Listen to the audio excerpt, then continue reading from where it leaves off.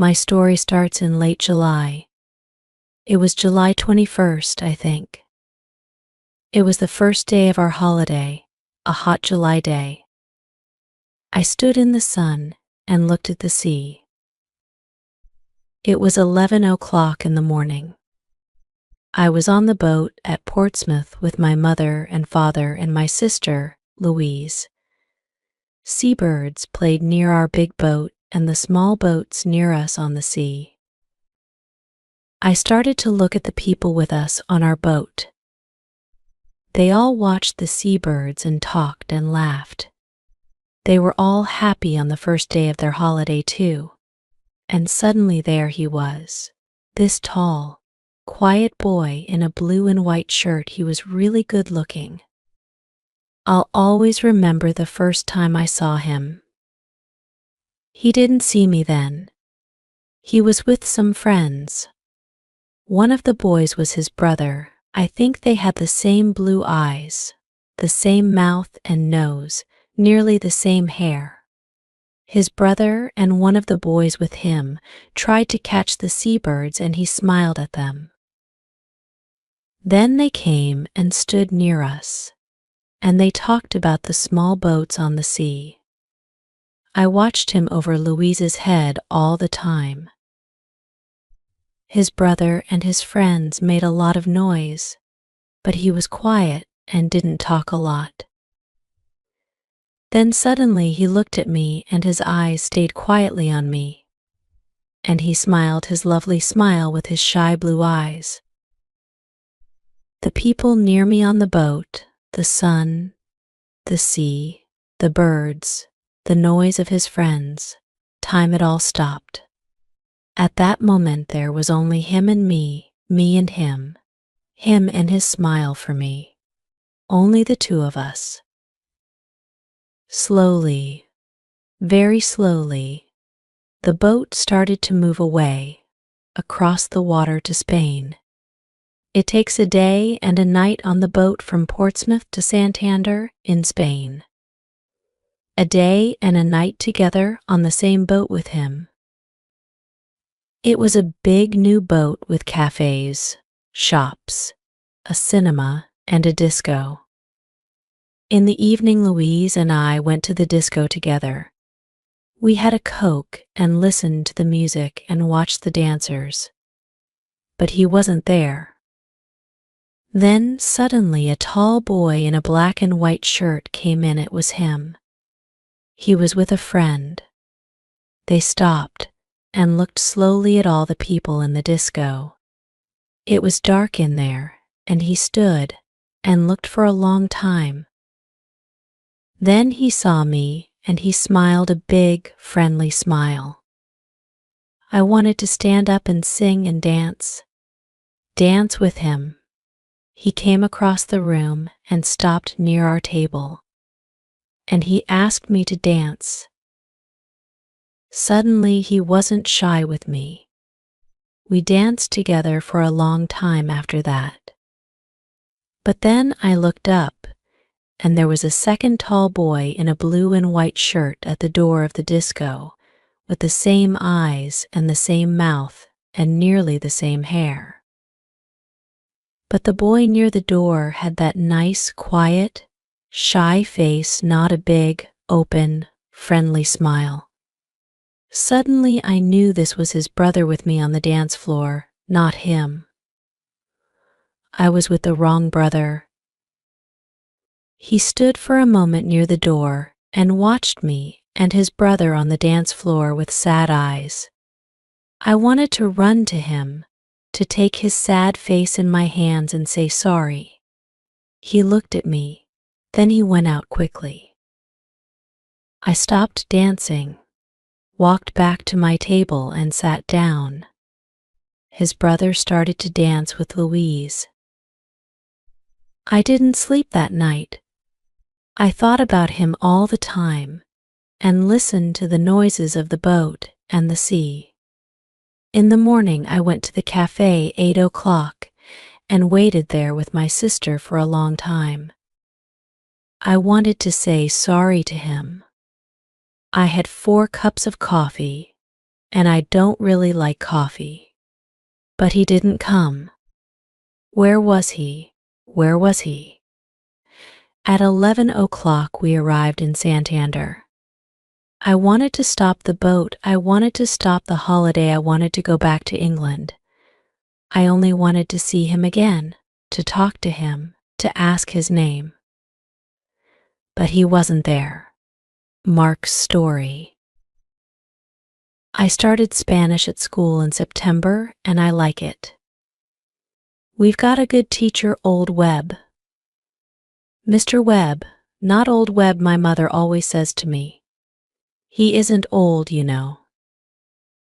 Old Webb, sorry. Mr. Webb always takes some people from our school to a place in Spain for the first 2 weeks of the holidays, every July. Old Webb is okay, not bad, for a teacher. We were at Portsmouth with Old Webb, sorry. Mr. Webb and Mrs. Webb. She's from Argentina. All the boys think she's good looking, too. There were 6 of us with the Webbs, Harry Potts and his sister Sonia, Nick Atkins, he's a good friend, Sue Bellamy, she's clever. My brother Dave and me were 14 and we're good friends too. Usually, there were hundreds of people on the boat. It was hot in the sun, a lovely day. People watched the sea and the small boats. I liked being in the sun and thinking about the 2 weeks holiday in Spain. Old Webb started one of his stories about Argentina, but I didn't listen. I started to look at the people, and this girl was there, near me. A really good-looking girl with nice brown eyes and black hair. I'm really shy and I'm not very good with girls. I didn't talk to her then, but I watched her with her sister and her mother and father. Then they walked away and she smiled at me for a moment before they went. My brother Dave saw her, and he laughed quietly at my red face. I wanted to see her again, perhaps in the cafe at lunchtime, or perhaps in the cinema in the afternoon. But she wasn't there and I don't remember the film. In the evening we had a drink with Old Webb and lovely Lucrezia, that's our name for Mrs. Webb. After that Dave and Harry went to the disco, they wanted to meet some girls. I don't like dancing, but I went to the disco later. I wanted to see her again. The lovely girl with the dancing brown eyes and the nice smile. It was dark in the disco, and I stood near the door and watched the dancers. Then I saw her on the dance floor, and she was with Dave. With my brother Dave. She smiled at him, too, a lovely smile. I didn't want to watch. I walked out. I went and looked at the sea and thought about things quietly. I thought about her and Dave. I was up early in the morning, before 6 o'clock. I went out again and watched the early morning sun and the sea. There was only one old man and the seabirds there with me. The old man smiled at me, but we didn't talk. I liked being quiet. I went in and had a coffee in the cafe, but I didn't want to eat. All the time I wanted to see her. I wanted her to walk into the cafe and come across to my table and sit down with me and tell me her name and talk to me. But she didn't come. I waited and waited, but she didn't come. At 8 o'clock, I went to find Nick and Dave. Dave was very quiet all day, and he was really nice to me, and I didn't see her again before we arrived in Santander at 11. She wasn't there. The town story. Comillas is a small town 50 kilometers from Santander, near the sea. In the town there are quiet streets of old buildings, and there is a small square. There are small shops and cafes with tables and chairs in the square, under the trees. A lot of people from Madrid come to Comillas for their holidays, and a lot of people from England stay in the town too. In the evenings in June and July and August, people like to walk in the streets of Comillas. They stop in the square and stand and talk together. Their children play together. Some people sit at the cafe tables and have a drink and watch the children or read their newspapers or talk. It was disco night in Comillas on the evening after the boat arrived in Santander from Portsmouth. There were a lot of people in the square, Spanish people from Comillas and Madrid, but families from England and France and Germany and Holland too. Some of the English families from the boat were there now, in Comillas for a night or two. Donna was there with her family, at a table under some trees. Her eyes were on the dancers, but she didn't see them. The music was in her ears, but she didn't hear it. She didn't want to look or listen or dance. She didn't want to be there.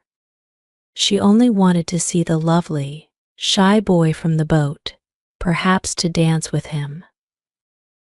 First, Mr. and Mrs. Webb wanted to go to a little place near the beach where they always had good fish.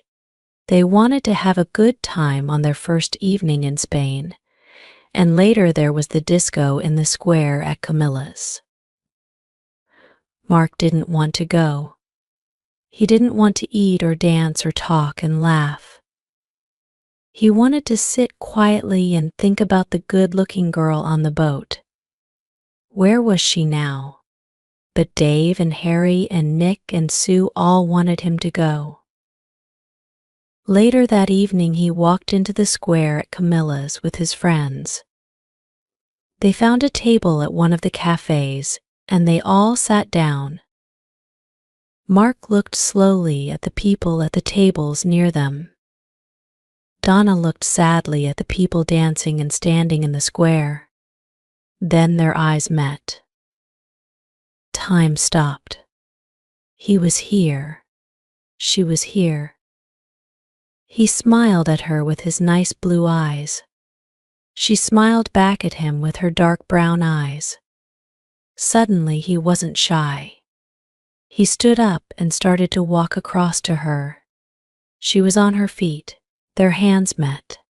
She wanted to dance now, only with him. The others watched and smiled. They all knew. And Dave? Dave watched and smiled happily. You see, only Dave really knew the story.